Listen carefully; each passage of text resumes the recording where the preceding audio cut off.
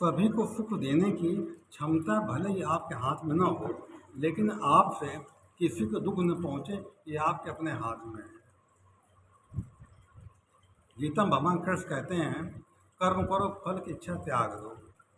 क्योंकि कर्म करने में तुम्हारा अधिकार है, उसके फलों में नहीं है। कर्मण्य वाधिकारस्ते माँ फलेषु कदाचिन। हे अर्जुन, तेरा कर्म करने में अधिकार है, उसके फल में कभी नहीं है। हमारे हर अच्छे बुरे कर्म का फल हमको मिलेगा, लेकिन कब मिलेगा, कहाँ मिलेगा, कैसे मिलेगा, ये हमको मालूम नहीं होता है। हमारे जो दैनिक कर्म होते हैं, नहाना खाना धोना पीना, इसका कोई कर्म नहीं बनता हमारा, ये दैनिक कर्म बोला जाता है। हम अच्छा व बुरा कोई कर्म करते हैं तो तुरंत उसका हमारे खाते में वो नोट हो जाता है और उसका फल भी उसी वक्त निश्चित हो जाता है। लेकिन हम लोग उससे अनभिज्ञ रहते हैं। लेकिन इतना ज़रूर है कि अच्छे कर्म का अच्छा फल और बुरे कर्म का बुरा फल मिलता है। हमारा किया हुआ पाप पुण्य कर्म प्रकृति हमको ब्याज से बढ़ा के वापस कर देती है।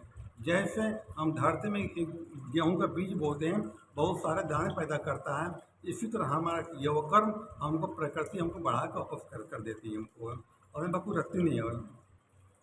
परमात्मा साक्षी है, परमात्मा देखता है, परमात्मा अकर्ता है। ये करता कुछ नहीं है, अकर्ता है ये, अकर्ता ये है।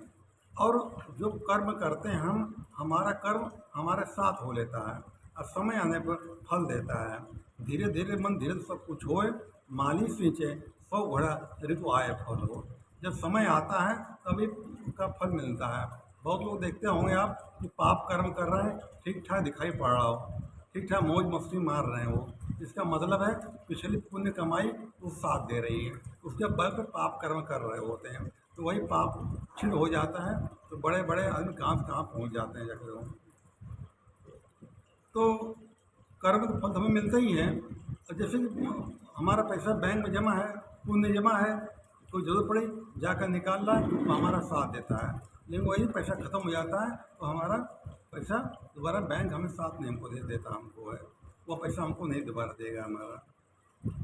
जब कोई आदमी अच्छा कर्म करता है तो 4 लोगों को दिखा कर्म करता है, अच्छा कर्म कर रहे हैं। लेकिन बुरा कर्म करता है तो सोचता कोई हमें देख नहीं रहा है, हम अकेले में कर रहे हैं, लेकिन भूल जाता है कि परमात्मा के हजारों आँखें हैं, हजारों आँखों हमको देख रहा है। जिस दिन यकीन हो जाता है कि हमारे हर कर्म परमात्मा देख रहा है, उस दिन इंसान बुरे कर्म तौबा करता है कि परमात्मा हर जगह हर समय मौजूद है।